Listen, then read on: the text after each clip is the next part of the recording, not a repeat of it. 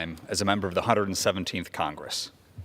I do not seek to dwell on the circumstances of my departure, although it does bring to mind a few lines from Yeats's Second Coming. The best lack all conviction, while the worst are full of passionate intensity.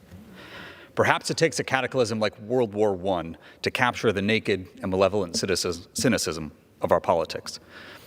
Yeats also well captured the harrowing consequence of elite ineptitude that precipitated the slaughter of tens of millions. Things fall apart, the center cannot hold, mere anarchy is loosed upon the world.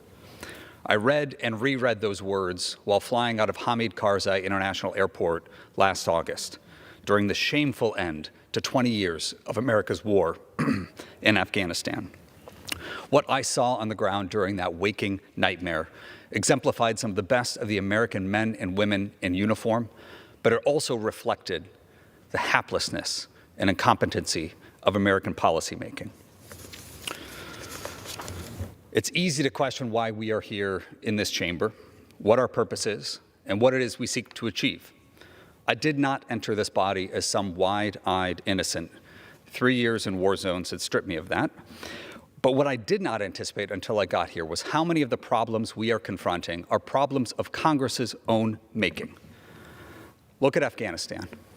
Across the rotunda, we are fighting an uphill battle to pass the Afghan Adjustment Act so that our allies who risked their lives to support our operations aren't deported back to the same hell that 13 American service members sacrificed their lives to rescue them from.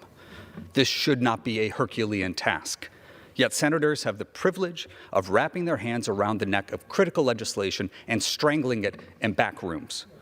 If they want to slit the throat of the Afghan Adjustment Act, let them do it on the Senate floor in full view of the allies and veterans they are betraying.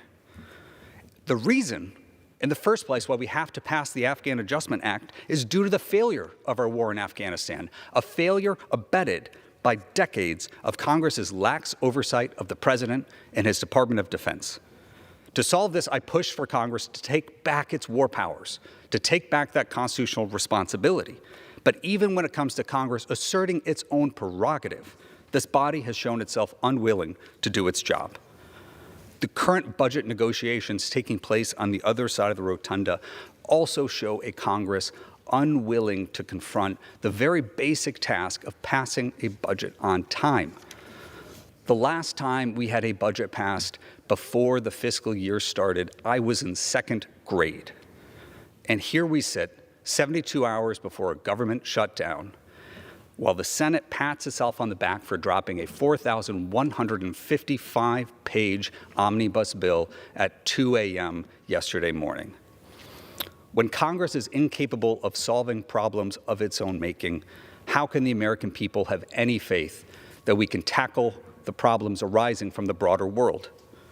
What hope do we have of outcompeting China, of winning this coming century, if we can't even get out of a mess of our own making? We need the best to regain their convictions, to set an example of what clear-eyed leadership looks like both at home and abroad. We need to hold the worst to account and reprise the moral resolve that has led us through dark times in this country many, many times before.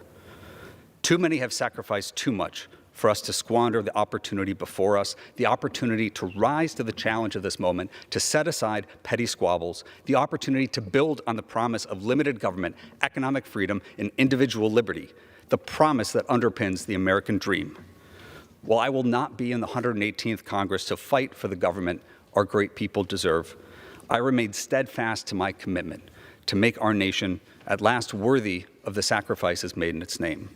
And I pray that the next Congress learns from the mistakes of the last 2 years, that we learn from the mistakes of decades before, and have the courage necessary to fulfill the promise of a government of the people, by the people, and for the people. Thank you, and I yield back. The gentleman from Michigan.